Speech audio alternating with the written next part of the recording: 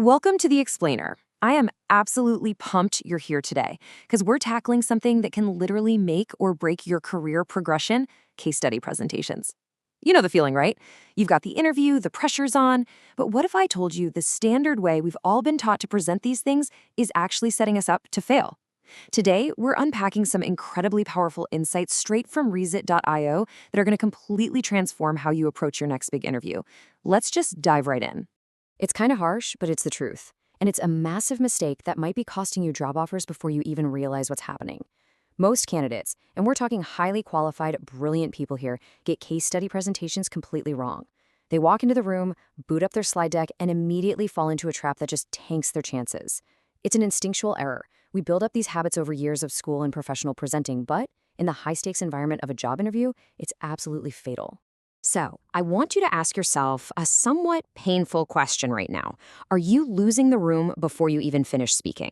Picture it. You're talking, you're explaining, but you see it. The interviewer's eyes just glaze over. Maybe they're subtly checking their phone or doing that polite nod, but the spark is totally gone. This is the painful reality of losing their attention right out of the gate. And when you lose them early, man, you are fighting a steep uphill battle for the rest of your time. So how does this happen? What exactly are these traps we keep falling into? Okay, let's dive into this. Section 1, the trap. We're looking at two fatal presentation mistakes. Let's look at the instinctual yet deeply damaging errors candidates make when they're really just trying their absolute hardest to prove they did the work. Mistake number 1 is what Rezit.io calls the history lesson. The candidate walks in and starts over-explaining the background context. They detail the entire company history, they endlessly set up the situation, they're like, well, let me give you some context, or the market conditions back then were. Listen to me. Interviewers do not need a history lesson. They already know the case. They aren't there to learn about a fictional company. They are there to evaluate you. When you over-explain all this context, you're forcing their brain to work incredibly hard just to find the relevance. And when our brains have to work too hard to find the point, our attention plummets. They start filtering you out, and literally within minutes, they've completely disengaged. And this perfectly leads into our second fatal mistake: cognitive load. So often, after this long, boring setup, candidates kind of panic and swing to the complete opposite extreme. They rush straight into the weeds, complex data, charts, frameworks, all the heavy technical details. But because they haven't given the interviewer a clear anchor, like a real reason why any of this actually matters, the interviewer is just left scrambling. They're trying to piece together what problem is even being solved. So instead of building clarity, you're creating massive cognitive load. You're leaving the room utterly confused. It's a tragic irony, honestly. Your instinct, your well-meaning intention here is simply to show that you did the work, right? You want to prove you understand the complexity of the case. But the reality? You're creating this heavy cognitive load and causing interviewers to just permanently disconnect. And Resident.io makes a really crucial observation here. Once an interviewer disconnects, it is incredibly hard to bring their attention back. It's like trying to catch smoke. You've essentially lost the interview in the first 5 minutes. All right, let's shift gears. Section 2, the pivot. We are flipping the structure. This right here is where we separate the average candidates from the truly great ones. The winning formula is a 3-step pivot. Step 1, open with impact. Step 2, walk through your approach. Step 3, introduce context only as evidence. Great candidates do the exact opposite of what feels natural. They completely flip the structure. So the crucial point is, you absolutely must start with the outcome instead of the story. Let me say that again because I really want you to let this absorb. Do not start with a story. Start with the outcome.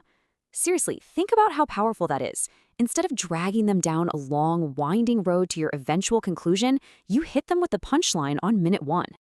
Just imagine leading your presentation with a massive, specific metric, something like a 32% reduction in time to hire. Boom. Instantly, you've created immediate relevance. You've anchored the entire conversation in real value. You're no longer just a candidate talking about some hypothetical scenario. You are a problem solver delivering serious business impact. Let's look at exactly how this sounds in practice. Imagine starting with, I led a redesign of the hiring funnel that reduced time to hire by 32% while improving candidate quality scores. When you hear that aloud, you can feel the difference, right? If you're an interviewer hearing this, what's your immediate thought? Your brain instantly goes, well, wait, how did you do that? And my friends, that is exactly where you want them. You've sparked intense curiosity, you have their full undivided attention, and now, and only now, can you walk them through your approach. Moving on to section 3, data with a purpose, using context strategically. Because here's the thing, once you've grabbed their attention, you've got to keep it. This is all about the nuanced skill of weaving context and data into your narrative, but only when it serves a very specific strategic purpose. So here is your new golden rule for presentations. Context is not filler. It is evidence. After you hook them with the outcome, you focus on the core problem. What did you prioritize? What actions did you take? You only introduce context, stuff like market conditions or company history, when it helps explain a specific decision or a tough trade-off you had to make. It should never, ever just be background noise. Let's take another striking visual metric, say 18%. Your numbers and data points absolutely have to support your story, not dominate it. One of the worst things you can do is just throw up a boring list of KPIs up front. Instead, you want to weave those metrics into your narrative at the exact moment they actually matter to the story. Look at this specific example from Rezit.io to see this in action. Instead of vaguely saying, "Oh, I tracked multiple KPIs," you say, "I noticed candidate drop-off increased by 18% after the third stage, which explained why our offer acceptance rate was falling." Do you see how incredibly smooth that is? It's the exact same data, but by weaving it in at the precise moment it matters, it becomes far more impactful. It's directly tied to your decision-making process. The data is doing real work for you now. Finally, section 4, master your delivery. How you say it matters. You know, you can have the perfectly flipped structure and the perfectly placed data, but if your delivery is flat, you're still going to lose them. How you deliver the case study is just as critical to holding the room as what you actually say. So here are your rapid-fire delivery rules straight from the source. First, do not rush. You have to control the pace of the room. Second, shift your tone with your message. When you're highlighting a major impact or a big win, physically slow down your speech. Let it land. But when you're explaining a process or a methodology, stay clear and steady. You really need to think of this less like a formal presentation and much more like you're guiding someone through a purposeful, fascinating story where every single detail has a reason for being there. And this brilliantly illustrates one of the most underutilized tools in a candidate's toolkit, the power of the pause. Pause after stating the outcome. Pause before introducing a key insight. Pause when transitioning between ideas. Why? Because these deliberate pauses give your interviewers the crucial time their brains need to actually absorb the information. Plus, a pause acts like a giant neon sign pointing to your words.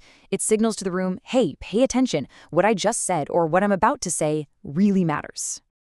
As we wrap up this explainer, I want you to burn this principle into your memory.